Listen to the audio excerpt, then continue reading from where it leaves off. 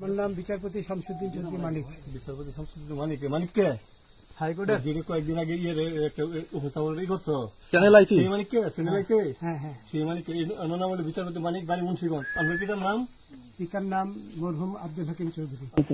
আলোচিত সমালোচিত আপিল বিভাগের সাবেক বিচারপতি এইচ.এম. আমরা আমাদের পয়সার কোনো আটক করা হয়েছে। শুক্রবার 23 আগস্ট রাতে সিলেটের জকিগঞ্জ সীমান্ত থেকে তাকে আটক করতে দেখা গেছে র্যাবের সদস্যদের। স্থানীয় জনগণ তাকে ধরে বিজিবিকে সোপর্দ করার পর তাকে সিলেট বিজিবি সেক্টর সদরে নিয়ে যাওয়া হয়। জানা যায় ভারতে পালিয়ে যাচ্ছিলেন তিনি। জনগণের হাতে আটকের পর তাকে নিরাপদে ভারত পৌঁছে দেওয়ার জন্যই তাদের টাকা দেওয়ার প্রলোভন দেন এই সাবেক বিচারপতি। তিনি বলতে থাকেন তাদেরকে টাকা দেওয়া হবে, তার ভাই বোনরাই তাকে টাকা দেবেন।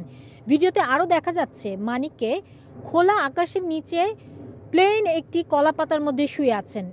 তিনি সবশেষ কোটা আন্দোলন নিয়ে ছাত্রদের বিপক্ষে অবস্থান নিয়েছিলেন। এছাড়া দীপ্তি নামে একজন উপস্থাপক, একটি টেলিভিশন চ্যানেলের উপস্থাপক, যাকে তিনি একটি অনুষ্ঠানের শেষে এবং অনুষ্ঠানের মাঝে মাঝেই তাকে দেখা যাচ্ছিল যে তিনি খেপে যাচ্ছিলেন, রাগারাগি করছিলেন এবং অনুষ্ঠান শেষ হওয়ার সাথে সাথে সেই উপস্থাপককে রাজাকারের বাচ্চা বলে গালি দেয় সেই উপস্থাপক খেপে গিয়েছিলেন এবং সেই উপস্থাপকের কাছে তাকে প্রকাশ্যে ক্ষমা চাইতে হয়েছিল। বিএনপির প্রতিষ্ঠাতা জিয়াউর রহমানের পরিবার নিয়ে বিরূপ মন্তব্যের অভিযোগে বিচারপতি এইচ.এম. শামসুদ্দিন চৌধুরী মানিককে সাবেক সংসদ সদস্য, জাসদ সভাপতি হাসানুল হক ইনু এবং বাংলাদেশের ওয়ার্কার্স পার্টির সভাপতি ও সাবেক মন্ত্রী রাশেদ খান মেননের বিরুদ্ধে মামলা দায়ের করা হয়।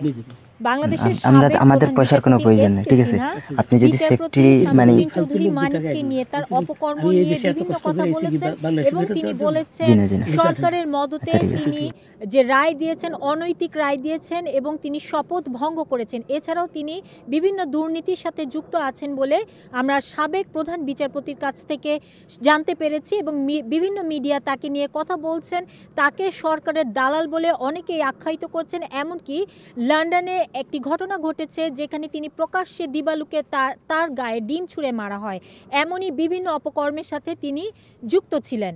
বিচারপতি শামসুদ্দিন চৌধুরী ঘুষের টাকা নিয়ে তিনি অনৈতিক রায় দেওয়ার ব্যাপারেও বিভিন্ন মিডিয়ায় চলে আসছে এই ঘটনাগুলো, যে তিনি কত দুর্নীতির সাথে জড়িত ছিলেন।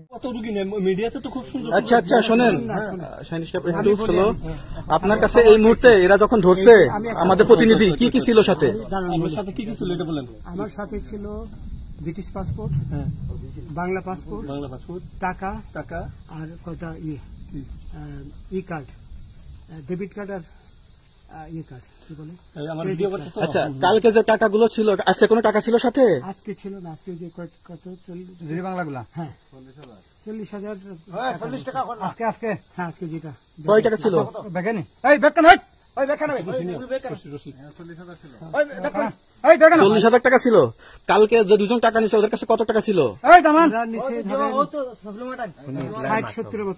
60-70 লাখ। আচ্ছা 60-70 লাখ। আচ্ছা নিয়ে গেছে। নৌকালাও সাথে নিয়ে নিছে? নৌকালা এবং ওই লোক দুইজন সাথে একসাথে নিছে? না, ওই দুই ছোকরা নিছে। নৌকালা কেউ আছে?